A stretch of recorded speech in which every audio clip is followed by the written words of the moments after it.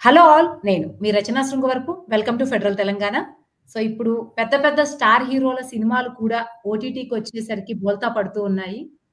చాలా పెద్ద సినిమాల హీరో ఈవెన్ మెగాస్టార్ చిరంజీవి కావచ్చు, పవర్ స్టార్ పవన్ కళ్యాణ్ సినిమాలు కావచ్చు. ఇవి కూడా కొంత డైలమా సిట్యుయేషన్‌లో ఉన్నాయి. సో, ఈ నేపథ్యంలో ఇప్పుడు సమాంత ప్రొడ్యూస్ చేసినటువంటి 'శుభం' సినిమా స్టోరీ పరంగా టాక్ ఎలా వచ్చింది? ఎలా ఉంది? ఇదంతా పక్కన పెడితే ముందే ఓటీటీ రైట్స్‌ని సొంతం చేసుకోవడంలో గాని, సినిమా ప్రొడక్షన్ దశలో ఉండగానే లేకపోతే రిలీజ్ అయ్యేపాటికే దానికి తగ్గ ప్రాఫిట్స్ సాధించడం గాని, ఇదంతా కూడా ఇప్పుడు కొంత సినిమా ఇండస్ట్రీలో ఒక హాట్ టాపిక్‌గా మారింది. ఈ సందర్భంలో ఈవెన్ 'నాని' కూడా 'కోర్ట్' సినిమా ద్వారా హిట్ కొట్టారు.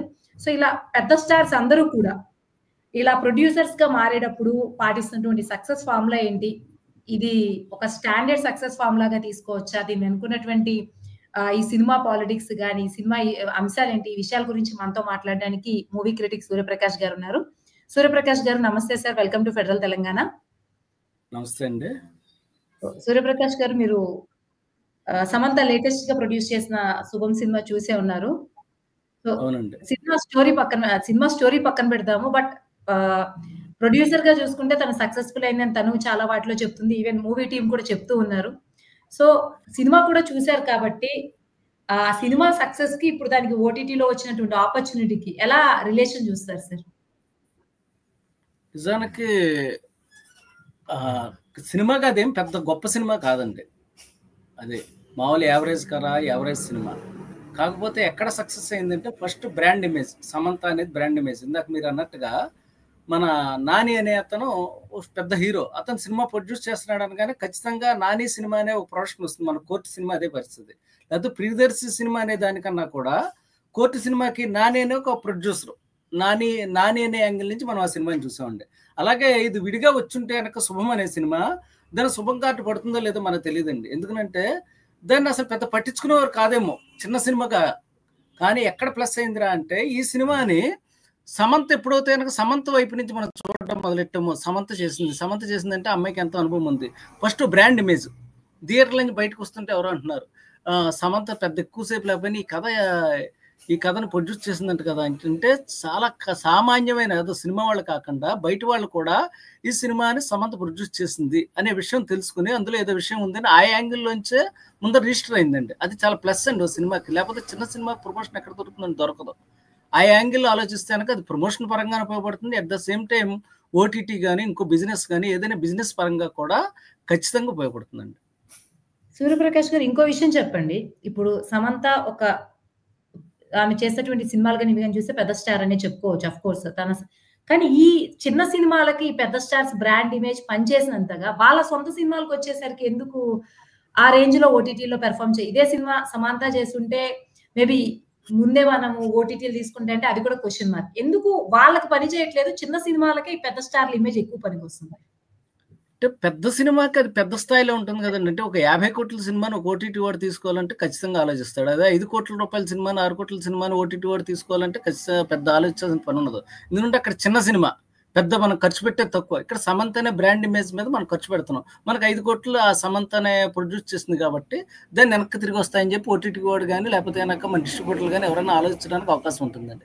అదే ఒక పెద్ద సినిమా దగ్గరికి వచ్చేప్పటికి ఒక 50 కోట్ల రూపాయల సినిమా అనేప్పుడు సమంత ఇమేజ్ని మించింది కావాలండి. అక్కడ కేవలం సమంత లేకపోతే నాని లేకపోతే ఇంకోటి కన్నా కూడా ఆ ఇమేజ్ని మించి ఆ బడ్జెట్ ఆ లెక్కలు అవన్నీ కూడా మారిపోతాయండి.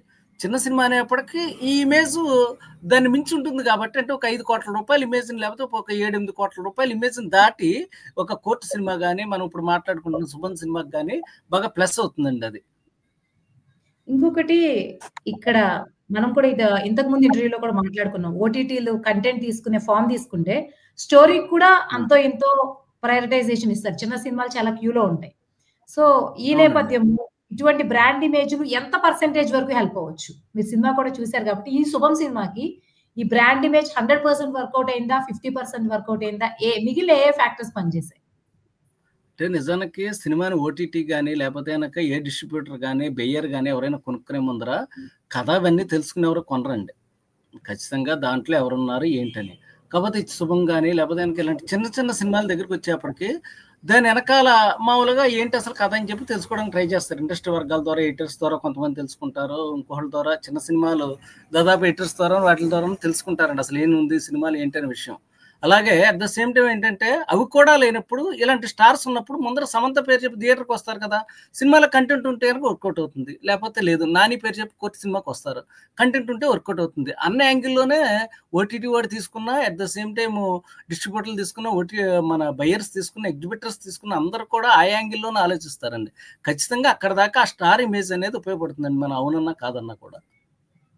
ఇంకొకటి సినిమా థియేటర్‌లో ఫెయిల్ అయ్యి అంటే ఆల్‌మోస్ట్ మీరు చూసొచ్చారు కాబట్టి అదే సినిమా. ఫెయిల్ అయ్యి అవునండి. ఓటీటీలో అట్‌లీస్ట్ అది తీసుకునే వరకొస్తే దాన్ని మనం సక్సెస్‌గా చూడాలా? ఫెయిల్యూర్‌గా చూడాలా? ఎందుకంటే ఇక్కడ 2 అంటే రకాలు కదా! పేపర్ వ్యూ ఉంటుంది. ఈ పేపర్ వ్యూనో అంటే ఒకటుంటుంది. వాస్తవానికి ముందే మన డబ్బులివ్వడం ఉంటుంది గదా! సో, ఎలా చూడొచ్చు ఈ సినిమాని? సక్సెస్సా? ఆ! ఫెయిల్యూరా? అంటే డబ్బులు ప్రొడ్యూసర్ యాంగిల్ నుంచి చూస్తే గనక మనకు డబ్బులు రావడం అనేది ప్రయారిటీ అండి. అంటే ఒక 8,00,00,000 పెట్టారు, లేకపోతే ఒక 6,00,00,000 పెట్టారనుకోండి. తిరిగి ఆ 8,00,00,000 లేదా 6,00,00,000 రికవర్ అవ్వడం అనేది ఖచ్చితంగా సక్సెసేనండి. వాళ్ళు ఎందుకంటే ఇవాళ కాదండి. ఇప్పుడు 10 ఏళ్ల క్రితమైనా, 20 ఏళ్ల క్రితమైనా సినిమా పెట్టిన డబ్బులు వెనక్కి తిరిగి రావడం అనేది ఎప్పుడు success. At the same time దాని పైన ఎంతొచ్చినా కూడా బ్రేక్ ఈవెన్ దాటి ఒక రూపాయి వచ్చినా, 10 పైసలు వచ్చినా కూడా, ఎంతొచ్చినా కూడా అది లాభం కిందే లెక్క అండి. అంటే వాళ్ళు హై సక్సెస్ కిందే లెక్క. అసలు ఇప్పుడున్న పరిస్థితుల్లో చిన్న సినిమా అసలు ఓటీటీలో కాదు, అసలు థియేటర్‌లో రిలీజ్ అవ్వడమే గొప్ప అన్న పరిస్థితి ఉందండి. ఎందుకంటే థియేటర్ పెద్ద జనం రాట్లా. ఆ నలుగురినైనా అట్రాక్ట్ చేయగలిగిందంటే సమంత ఉన్నారా? లేకపోతే గనక నాని ఉన్నారా? వెనకాల బిహైండ్ ఇంకోళ్ళు ఉన్నారా? లేకపోతే థియేటర్ రిలీజ్‌కి ముందే అందులో ఏదన్నా ఒక ట్రైలర్ బాగా క్లిక్ అయ్యి, ఒక టీజర్ భయంకరంగా క్లిక్ అయ్యి, లేకపోతే ఇంకోటి ఏదన్నా జరిగితేనే, ఒక మ్యాజిక్ జరిగితేనే థియేటర్‌కి జనం వస్తున్నారండి. లేకపోతే అలా సినిమాని పట్టించుకునే పరిస్థితి లేదు. ఇలాంటి పరిస్థితుల్లో మీకు టీజర్ క్లిక్ అయింది, లేకపోతే ట్రైలర్ క్లిక్ అయింది అనుకోండి, ఖచ్చితంగా దాని ఓటీటీ రైట్స్ కానీ ఇంకోటి కానీ ఖచ్చితంగా మాట్లాడతారండి. ఏమీ లేదనుకోండి, సినిమా రిలీజ్ అయిన తర్వాత చూద్దాం అంటారు. కానీ ఈ ఇమేజ్ ఏదైతే ఉందంటే నాని సినిమాకి, నాని ఉన్నాడండి ప్రొడ్యూసర్‌గా. ఖచ్చితంగా అతని సినిమాకి మనం థియేటర్‌కి జనం వస్తారు. రేపొద్దున ఓటీటీలో కూడా నాని సినిమా ప్రొడ్యూస్ చేసిన సినిమా అనగానే ఖచ్చితంగా చూస్తారు. సమంత ప్రొడ్యూస్ చేసిన సినిమా అంట కదా! అందులో నటించింది ఆ అమ్మాయి అనగానే మనకు ఆ పోస్టర్ చూడగానే కొంతమంది సమంత ఫ్యాన్స్ అనండి, లేకపోతే గనక మినిమమ్ చూడడానికి అవకాశం ఉంటుందని చెప్పి ఓటీటీ వాళ్ళు కూడా నమ్ముతారు. చూస్తారా? చూడరా? ఇవన్నీ తర్వాత విషయాలండి. ఎందుకంటే 100,00,00,000 పెట్టి తీసిన సినిమాలు కూడా థియేటర్‌లో మొదటి రోజు వాష్ ఔట్ అయిపోయినవి ఉన్నాయి. అవి చాలా నమ్మకాలతోటే మన 'కొంగువ' సినిమా ఉంది. సూర్యది ఎంతో నమ్మకం పెట్టి చేశారు. ఆడలేదు. అది ఎప్పుడు జరుగుతూనే ఉంటుంది. కానీ అప్పుడు దాకా నమ్మేదేంటంటే 'సూర్య' లాంటి పెద్ద స్టారు, లేకపోతే 'సమంత' లాంటి స్టారు, 'నాని' లాంటి స్టారు అనేది స్టార్ ఇమేజ్ అనేది చిన్న సినిమాకి ఖచ్చితంగా ప్లస్ అవుతుంది మీరన్నట్టుగా. ఇప్పుడు 'సమంత' మెయిన్ స్ట్రీమ్ సినిమాల్లో పెద్దగా కనిపించట్లేదు. సో, ఈ అవును. ప్రొడ్యూసర్‌గా ఇదే బ్రాండ్ ఇమేజ్ వర్కౌట్ అవుద్దనుకుంటున్నారా లాంగ్ టర్మ్‌లో? ఈ అంటే ప్రొడ్యూసర్ ఇమేజ్. నిజానికి లాంగ్ టర్మ్ అనేది ఇప్పుడు 'శుభం' సినిమా ఉందండి, నేను చూసాను. నాకు పెద్ద నచ్చలేదు. నచ్చలేదంటే దాంట్లో కంటెంట్ ఏమీ అంతగా లేదు. మొదటి నుంచి చివరి దాకా కాసేపు ఫస్ట్ హాఫ్ నవ్వించింది. తర్వాత యావరేజ్‌గా ఎళ్ళిపోయింది. పెద్ద ఏమీ అనిపించలేదు. ఇలాగే ఉన్నాయి ఇంకో 2 సినిమాలొచ్చాయనుకోండి, తర్వాత నేను 'సమంత' సినిమా అన్న బ్రాండ్ ఇమేజ్‌తో నేనేమి వెళ్ళను. నిర్మాతగా వెళ్ళను. నేనంటే మామూలుగా సాధారణ ప్రేక్షకుడు కూడా పెద్దగా వెళ్ళడానికి ఇష్టపడరు. అలాగే ఓటీటీ వాడు గాని, ఇంకోళ్ళు కూడా వాళ్ళు కూడా కొనుక్కోవడానికి పెద్ద ఇష్టపడరు. ముందుకు రారండి. సో, ఇది మొదటి సినిమా ఇది. రెండో సినిమాకైనా కంటెంట్ వైసు ఆ అమ్మాయి గాని, లేపోతే గనక ఇంకో స్టార్ గాని కంటెంట్ లేనిదే స్టార్ ఉన్నా కూడా కొంతవరకునే ప్లస్ అవుతుంది. మొదటి రోజు ఓపెనింగ్స్ దాకా, లేపోతే ప్రీమియర్స్ దాకా, లేపోతే జనాలు మాట్లాడుకునే దాకా ఆ స్టార్ అనేది లాక్కొస్తుందండి. స్టార్ వెహికల్ అనేది. ఆ థియేటర్ దగ్గర లోపలికెళ్ళిన తర్వాత మొదటి రోజు మార్నింగ్ షో అయిపోయిన తర్వాత సినిమా పెద్ద బాలేదురా అన్న తర్వాత ఎవరు థియేటర్‌కి పెద్దగా రారండి. తర్వాత రోజు 'శుభం' సినిమాకి జరిగిందదే. అదండి. కానీ దానికి ఎక్కడ ఏకైక ప్లస్ అంటే మొట్టమొదటి ఓటీటీ బిజినెస్ చేయగలిగారు. దాన్ని ఓటీటీ బిజినెస్ చేయడానికి ఏకైక కారణం ఏంట్రా అంటే దాన్ని జీ వాళ్ళు తీసుకున్నారండి. జీ వాళ్ళు ఎందుకు తీసుకున్నారో మీకు తెలుసు ఆ విషయం. ఏంటది, దాంట్లో వాళ్ళు జీ బ్రాండింగ్ ఉందండి దాంట్లో. అదే ఇక్కడ వాళ్ళు చేసినది ఏకైక తెలివైన పని ఏంట్రా అంటే ముందర కథలో భాగంగా అంటే ఆ కథకి అన్ని కథలకి అలా కలిసి రాదండి. మళ్ళీ మీరు అనొచ్చు అక్కడ. ప్రతి కథకి అలా చేసుకోగలమంటే ఆ కథకి అలా కలిసొచ్చింది. అదొక టీవీ సీరియల్ చుట్టూతా తిరిగే కథ. కాబట్టి దాంట్లో సినిమా వాళ్ళు వాళ్ళకి టీవీ ఛానెల్ ఉంది కాబట్టి, అది వాళ్ళకి బ్రాండింగ్ ప్రమోషన్ అవుతుంది కాబట్టి, వాళ్ళు ముందర మాట్లాడుకొని, మీది సినిమా అంతా కూడా మీ పేరు కనపడుతూనే ఉంటుంది. మీరు అంటే అప్పుడు వాళ్ళు ఖచ్చితంగా ఆ సినిమాని వాళ్ళు ఓటీటీకి తీసుకున్నారు. At the same time satellite rights తీసుకున్నారు. ఆ రకంగా వాళ్ళు బయట పడిపోయారండి. ఇదొక చిన్న స్ట్రాటజీ. సో, ఇప్పుడు చిన్న సినిమాలు ఓటీటీలని ఆకట్టుకోవాలంటే ఇటువంటి స్ట్రాటజీస్ ఎలాంటివి అవలంబిస్తే కొంతవరకు గట్టెక్కుతాయి అనుకుంటున్నారు? ఎలాంటివి అవలంబించాలని ప్రతిసారి ఇలాంటిదే జరుగుతుందని కుదరదండి. ఇప్పుడు ఈ కథకి ఇలా జరిగింది. ఇంకో కథకి ఇంకో రకంగా ఏదైనా మ్యాజిక్ జరిగినప్పుడు మొన్న మళ్ళీ కోర్ట్ దగ్గరికి వస్తున్నాను. కోర్ట్ సినిమాలో కంటెంట్ స్ట్రాంగ్‌గా ఉంది. నాని ఎక్కడి దాకా తీసుకురాగలిగాడండి? ఒక సినిమా కోర్ట్ అనే సినిమా థియేటర్లో రిలీజ్ అవుతుందయ్యా అని చెప్పి జనాలందరికీ తెలియచేసేదాకా అతని శక్తి సరిపోయిందండి నిర్మాతగా. అంటే నాని ప్రొడ్యూస్ చేసిన సినిమా అనగానే ఒకసారి టీవీలో యాడ్ వస్తున్నప్పుడు నాని కనపడగానే చూస్తాం, లేకపోతే పేపర్లో చూస్తాం, లేకపోతే అతను మాట్లాడినప్పుడు చూస్తాము, ఓహో ఈ సినిమా వస్తుందని. అది ఎక్కడ దాకా పనిచేస్తుందండి? మొదటి రోజు మార్నింగ్ షో దాకానే దాని ఎఫెక్ట్ ఉంటుందండి. మార్నింగ్ షో అయిపోగానే దాని ఎఫెక్ట్ ఏముండదండి. దాన్ని ఎక్కడి నుంచి దాని జెన్యూన్ అంటే సినిమా బాగుంది అనుకోండి జనాలు వెళ్తారు. కోర్టు సినిమాలో టైట్ స్క్రిప్ట్ ఉంది, బాగుంది కాబట్టి జనాలు ఖచ్చితంగా దాన్ని మళ్ళీ ఒక మంచి హిట్ అయ్యే స్థాయి దాకా తీసుకెళ్లారండి. అది ఎప్పుడు ప్లస్ అవుతుందండి. కంటెంట్ లేనిదే మన స్టార్ వెహికల్ కానీ ఇంకోటి కానీ ఏది ఉండదు. ఓటీటీకి ప్రత్యేకంగా ఓటీటీలో బిజినెస్ అయిపోతుందా, లేకపోతే కనుక చిన్న సినిమా బతకాలి అంటే చిన్న సినిమాకి దాంట్లో చిరంజీవి ఉండడు, బాలకృష్ణ ఉండడు, ప్రభాస్ ఉండడు కాబట్టి మన కథే ప్రభాస్ అవ్వాలి, వేరే దారి లేదు అంత మించండి. ఇంకొకటి ఓటీటీ సినిమాలో బిజినెస్ ఎలా జరుగుతది? చాలా సినిమాలకి సినిమా రిలీజ్ అయిన తర్వాత టాక్ వచ్చినాకు కదా! లేకపోతే ఇలా ముందు బిజినెస్ చేయడానికి ముందే బిజినెస్ జరుగుతుందా? అంటే బిఫోర్ ఓటీటీ బిజినెస్ ఒక రకంగానేమీ లేదండి ఇక్కడ. పెద్ద సినిమాల కంటే ఏంటంటే ఓ 'ప్రభాస్' లాంటి స్టార్ సినిమాకి లేకపోతే గనక పెద్ద పెద్ద వాళ్ళ సినిమాలకి రిలీజ్‌కి ముందే మాటలు జరిగిపోతాయండి. వాళ్ళు ఉత్సాహం చూపెడతారు. వీళ్ళు అమ్ముకుంటే గనక కొంత అడ్వాన్స్‌లు తీసుకుంటారండి వాళ్ళు. అగ్రీమెంట్లు రాసుకుంటున్నారు. ఇంత ముందరలా పూర్తిగా ఎవరు ఇచ్చేయట్లేదు. ఇప్పుడు అగ్రీమెంట్లు రాసుకుంటున్నారు. పలానా సినిమా బాగుంటే గనక ఇంత ఇస్తాం మిగతా డబ్బులు. యావరేజ్ టాక్ వస్తే ఇంత ఇస్తాం అని చెప్పేది క్లియర్‌గా అగ్రీమెంట్‌లో రాసుకుంటున్నారండి. గతంలో అంటే ఒక 2, 3 ఏళ్ల క్రితం ఆ పరిస్థితి లేదండి. ఇవాళ పెద్ద సినిమాలు ఎక్కువ రేట్లు పెట్టి తీసుకోవడం, తర్వాత సినిమా ఫెయిల్యూర్ అయిందనుకోండి, ఓటీటీలో ఎవరు చూడట్లేదు. ఓటీటీలో కూడా థియేటర్‌లో డిజాస్టర్ అయిన సినిమాని ఆవేశపడి ఓటీటీలో చూసేవాళ్ళు కూడా ఎవరు కనపట్లేదండి. అప్పుడు వాళ్ళకి పూర్తిగా లాస్ వస్తుంది. ఎందుకంటే 70,00,00,000, 80,00,00,000, 50,00,00,000 పెట్టి ఓటీటీ రైట్స్ తీసుకుంటే ఆ తర్వాత రికవరీ రాలేదనుకోండి ఎంత ఇబ్బంది. కాబట్టి ఇప్పుడు వాళ్ళు ఏం చేస్తున్నారంటే వాళ్ళు స్ట్రాటజిక్‌గా వెళ్తున్నారు. కొంత అడ్వాన్స్ ఇస్తున్నారు. బాబు సినిమా బాగుంటే అగ్రీమెంట్ రాసుకుంటున్నారండి. తర్వాత ఇంత ఇస్తాం, 3 దశలుగా, 2 దశలుగాను. వాళ్ళు చివరికి ఆ పరిస్థితి ఎంత దాకా వచ్చిందండి. పెద్ద సినిమా వాళ్ళు కూడా ఓటీటీ డీల్ క్లియర్ అయితేనే ముందుకెళ్తున్నారు. ఇది చిన్న సినిమాలకు అంటారా? ఇలాంటి స్టార్ ఇమేజ్ ఉంటే అవి ఓటీటీ డీల్ అయిపోతాయి వాళ్ళకున్న పరిచయాలతోటి. ఇప్పుడు రాణా ఉంటాడు. రాణా కొన్ని సినిమాలకి ప్రెజెంటెడ్‌గా ఉంటాడు, లేకపోతే ఇంకోటి ఉంటాడు. రాణా ప్రెజెంటర్‌గా ఉన్నాడు అనగానే కొంతమంది ఉత్సాహంగా ఓటీటీ వాళ్ళు వచ్చి తీసుకునే అవకాశం ఉంటుందండి. అతని పరిచయాలతో కొంత ముందుకెళ్తుంది. అదేవిధంగా మనకి ఇప్పుడు 'సమంత' సినిమా 'శుభానికి' ఆ అమ్మాయి ఒక స్ట్రాటజీతో ముందుకెళ్ళింది, క్లియర్ అయిపోయింది. అదేవిధంగా 'నాని' సినిమా 'కోర్టు' దానికయింది. అదే ఈ సమంత అనేది పక్క తీసేస్తే 'శుభం' సినిమా అనేది ముందు ఎవరినో ఓటీటీలో కొంటారా? కోర్ట్ అనేది ముందు ఓటీటీ బిజినెస్ అవుతుందా అని మనం మాట్లాడుకుంటే 100% అవదని ఆ నిర్మాతలే చెప్తారండి. ఎందుకనంటే ఎలా నమ్ముతారండి? నమ్మడానికి లేదు కదా! ప్రియదర్శి సినిమాని ఎక్కువ రేటు పెట్టి కొనలేరు కదా వాళ్ళు. కేవలం అక్కడ స్టార్ వెహికల్ ఉందని కొనుక్కున్నారు. కాబట్టి చిన్న సినిమాలు చాలా వరకు ముందరేం బిజినెస్ అవ్వదండి. ఓటీటీ బిజినెస్ కాదు. తర్వాత రిలీజ్ అయిన తర్వాతే వాటి పరిస్థితి బాగుండి మంచి హిట్ అయితే మంచి రేట్ ఇట్టి వాళ్ళే కొనుక్కుంటారండి. కాబట్టి ఓటీటీని నమ్ముకొని చిన్న సినిమా చేయడం అనేది పెద్ద కలిసొచ్చే వ్యవహారం అయితే కాదండి. ఓకే. ఫైనల్‌గా ఒక్క క్వెషన్ సూర్యప్రకాష్ గారు. సమంత, రానా అలాగే నాని. ఇదే ఫార్ములాని ఇప్పుడున్న నటుల్లో ఇంకెవరెవరికి వర్తిస్తుందనుకుంటున్నారు? ఇప్పుడున్న దాంట్లో. అదే బ్రాండ్ ఇమేజ్ ఇప్పుడు ఎవరెవరికి వర్కౌట్ అవుతుందనుకుంటున్నారు? అంటే నిజానికి టైర్ 1ని పక్కన పెట్టేద్దాం. టైర్ 1ని పక్కన పెట్టేద్దాం. మిగిలిన వాళ్ళు. అంటే నిజానికి అది ఎవరెవరికి వర్తిస్తుందంటే దానికి కనుక నాగశౌర్య సినిమాలు చేస్తున్నాడు సొంత ప్రొడక్షన్‌లోను. కాకపోతే వాళ్ళే హీరోలుగా సినిమాలు చేసుకుంటున్నారు. ఆ మధ్యన సందీప్ కిషన్ 'వివాహ భోజనం' అని ఓటీటీ సినిమా చేశాడు అతను. అతనే ప్రొడ్యూసర్‌గాను. మంచి డబ్బులొచ్చాయి. అంటే సందీప్ కిషన్ వెనకనున్నాడు. పూర్తిగా అతను రాకపోవచ్చు, ముందుకు రాకపోవచ్చు. అలాగా కొంతమంది హీరోలు వాళ్ళ దగ్గరికి ఏమైనా చిన్న ప్రాజెక్టులు వచ్చినప్పుడు ఖచ్చితంగా వాళ్ళు బిజినెస్ చేయగలము అని నమ్మినప్పుడు దాన్ని ముందుకు తీసుకెళ్తున్నారండి. అది చిన్న, పెద్ద అని ఏం లేదండి. కాకపోతే పెద్ద హీరోలకి ఎందుకులే మనం ఇంత చిన్న చిన్న సినిమాలు ఇప్పుడు చేసేంత ఓపిక, తీరిక దాని మీద టైమ్ స్పెండ్ చేయడం గాని, ఓ సినిమా చేసుకుంటే బెస్ట్ అనే ఆలోచన పెద్ద హీరోలకు ఉంటుంది. ఇప్పుడు 'ప్రభాస్' వచ్చి ఇప్పుడు చిన్న సినిమా ప్రొడ్యూస్ చేస్తూ కూర్చోడు కదండీ. ఆయన రిటైర్ అయిపోయాక ఏమన్నా చేయలేమో గాని. ఎందుకంటే టైము అనేది వాళ్ళకి దీనికన్నా విలువైంది కదా!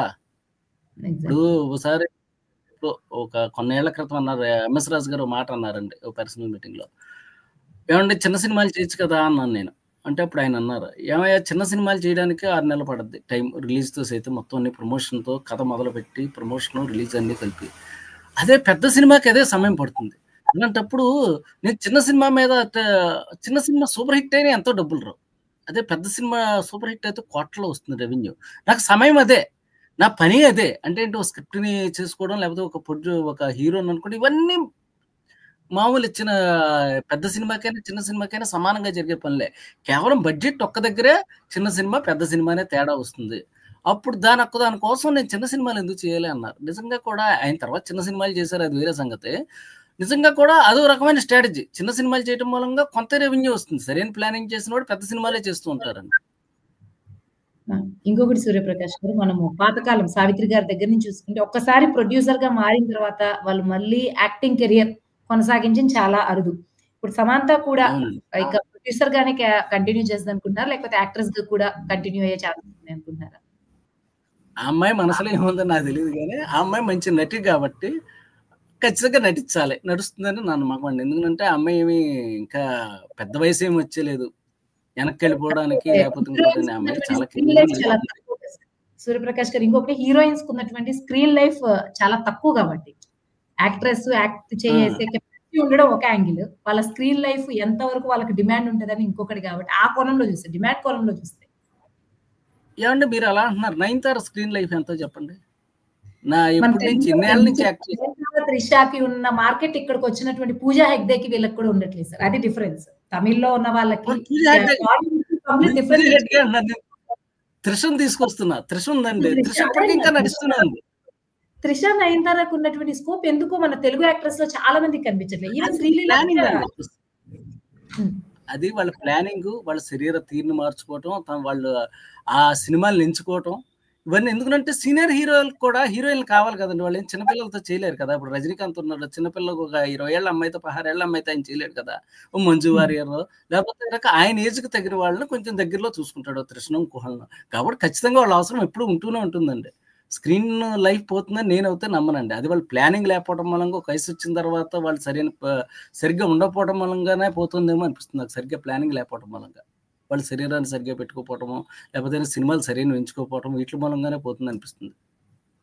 అంతే తప్ప స్క్రీన్ లైఫ్ హీరోతో సమానంగా హీరోయిన్‌కి ఉందని మీరంటున్నారు. ఉన్నారండి. చాలా మందున్నారు. కనపడుతున్నారు కదా! మనకి స్పష్టంగాను. అంటే కనపడుతున్నారు కదండీ 'నయనతార' వాళ్ళు. వీళ్ళని తీసేద్దాం. ఆ 2 ఎగ్జాంపుల్స్ ఎప్పుడు చాలా పెద్ద విషయాలు, అరుదైన విషయాల్లో కూడా 2, 3 ఏవండీ ఎగ్జాంపుల్స్ ఒక ఉంటాయి సినిమా కదా! చేసి ఎళ్ళిపోయిన హీరోయిన్‌లు ఉన్నారు. ఆ అమ్మాయి చిన్న వయసే కదా! వరుస ఆఫర్‌లొస్తాయా? ఇప్పుడు ఒక ఎవరికి సార్? అమ్మాయి ఉంది. హ్మ్. చాలా మంది అమ్మాయిలున్నారు. ఒక సినిమా చేసింది. ఆ సినిమా చేసిన తర్వాత సినిమా ఆడలేదు. చిన్న వయసే కదా! ఆ అమ్మాయికి ఎవరు ఆఫర్‌లు ఇవ్వరు కదా పాపం. అవును. ఫెయిల్యూర్ రేట్ అమ్మాయికి. కూడా కౌంట్ అవుతది. రైట్. ఫెయిల్యూర్ ఫెయిల్యూర్ రేట్ ఉంటే కూడా. ఎవరండి సక్సెస్‌లో ఉన్నవాళ్ళు 'త్రిషను' పెట్టుకుంటే ఉపయోగం ఉంటుంది. అమ్మాయి మూలంగా తమిళ్, తెలుగు బిజినెస్ అవుతుంది. 'నయనతారని' పెట్టుకుంటే తమిళ్, తెలుగు అలా నిన్ను విస్తరించుకున్నంతగా వాళ్ళు ఉందండి. 'సమంత' హిందీలో కూడా వెళ్ళింది. వెబ్ హ్మ్. సీరీస్‌లు చేసింది. ఇవన్నీ చేసుకొని తాను విస్తరించుకుంటూ వెళ్తుంది. ఆ అమ్మాయి చాలా తెలివిగా ప్లానింగ్‌గా, స్ట్రాటజీగా వెళ్తుంది. ఈ నిర్మాతగా కూడా ఒక స్టెప్ అంతే అనుకుంటున్నాను నేను. నటనకి ఫుల్ స్టాప్ పెట్టేంత స్టెప్ అయితే కాదండి ఇది. ఇంకొకటి సూర్యప్రకాష్ గారు, one last final question. So, మీరు సమంత గురించి మాట్లాడుకుంటున్నాం కాబట్టి ఫస్ట్ నుంచి తన పర్సనల్ లైఫ్‌లో ఏం జరిగినా సరే ఇప్పటికి ఆల్‌మోస్ట్ ఆల్ తెలుగు ఆడియన్స్ ఏంటి, అందరూ ఆడియన్స్ కూడా they are with Samantha. No doubt. ఆ! సో, తన జర్నీని ఎలా చూడొచ్చు సార్? మీరిప్పుడు అనలైజ్ చేసారు కాబట్టి how she is keeping up her track? ఆ అమ్మాయి నాకనిపిస్తుంది చాలా ఆత్మస్థైర్యం ఉన్న అమ్మాయి అనిపిస్తుందండి. ఆ అమ్మాయిని చూడగానే నాకు ఈ అమ్మాయి చాలా ఆత్మస్థైర్యం ఉంది. చాలా స్ట్రాంగ్ వుమెన్ అంటే పదానికి ఒక అర్థంలా అనిపిస్తుంది. ఎందుకంటే కష్టాలనేది అందరి లైఫ్‌లో నా లైఫ్, మీ లైఫ్ లేకపోతే ఆ అమ్మాయి సెలబ్రిటీ కాబట్టి మనం మాట్లాడుకుంటున్నాం. ఆహ్, కష్టాలు లేకుండా ఎవరి లైఫ్ ఉండదు. కానీ దాంట్లో నిలబడింది ఆ అమ్మాయి. పడిపోలేదండి. తర్వాత ఆ అమ్మాయి పర్సనల్ లైఫ్‌లో అది కష్టమనండి, లేపోతే గనక ఒక మలుపనండి. కష్టమనే ప్రతిదీ మనం తీసుకోవాల్సిన పని కూడా లేదు. అనారోగ్యం అనేది కష్టం. డైవర్స్ అనేది ఒక మలుపని నేను అనుకుంటున్నాను. వాటిల్నే మనం అంటే అంతకు మించి మాట్లాడుకోవడానికి ఏమి లేదు కాబట్టి అక్కడ సమంత గురించి. తర్వాత ఆ అమ్మాయి తిరిగి తన లైఫ్‌ని బానే ఎళ్తుంది. తర్వాత ఆ అమ్మాయి ఐటెమ్ సాంగులు చేస్తుంది. తర్వాత మళ్ళీ వెబ్ సీరీస్‌లు చేస్తుంది. ఎక్కడా లైఫ్ ఆపలేదండి. వాళ్ళ ప్రొడ్యూసర్‌గా కూడా చేసింది. చాలా స్ట్రాంగ్ వుమెన్ అనిపిస్తుంది. అంటే నిజానికి ఆడవాళ్ళు అలాగే ఉండాలనిపిస్తుంది నాకైతే. చాలా స్ట్రాంగ్‌గా ఉండాలి. ఆడైనా, మగైనా ముఖ్యంగా ఆడపిల్లలు అవసరం లేదు. ఎందుకుని బేలతనంగా ఉండాలి. స్ట్రాంగ్‌గానే ఉండాలి. కాబట్టి సమంత అసల వెరీ స్ట్రాంగ్ వుమెన్. ఓకే. మొత్తానికి ఓవరాల్‌గా సమంత ప్రొడ్యూసర్‌గా సక్సెస్‌ఫుల్ అయింది ఫస్ట్ సినిమాతోనే. సో, తన ఒక జర్నీ ఇలా. స్ట్రాటజీగా ఎళ్ళింది కాబట్టి. ఆ! విత్ స్ట్రాటజీ అందుకనే మాట్లాడుకుంటున్నాము. విత్ ఆ! స్ట్రాటజీ తెలివైన మామూలుగా అంటే బ్యూటీ విత్ బ్రెయిన్ అంటాను నేను ఆ అమ్మాయిని. ఇక్కడ బ్యూటీ ఎగ్జాక్ట్‌లీ. విత్ బ్రెయిన్ ఆ అమ్మాయి. ఓన్లీ అందగత్తె అందులోనూ కాదు తెలివైన పిల్ల. ఎందుకంటే 'నాని' సినారియోకి, 'సమాంత' సినారియోకి చాలా డిఫరెన్స్ ఉంది. ఎందుకంటే 'నానిది' కోర్ట్ అనేది ఎంతో కొంత పోక్సో యాక్ట్ ఇదంతా కూడా ఒక సోషల్ అవేర్‌నెస్ గాబట్టి అది హిట్ అవ్వడంలో కొంత అవునండి. ఇది ఉంది. బట్ అవునండి. 'శుభం'ది మాత్రం రియల్లీ ఒక సక్సెస్ ప్రిన్సిపల్ అనుకోవచ్చు 'సమాంత' విషయంలో. అంటే అంత అంతేనండి. స్ట్రాటజిక్‌గా ఇప్పుడు ఎందుకంటే అనేది ఎవరు కమర్షియల్ చేయలేరు. సక్సెస్. సక్సెస్. అవునండి.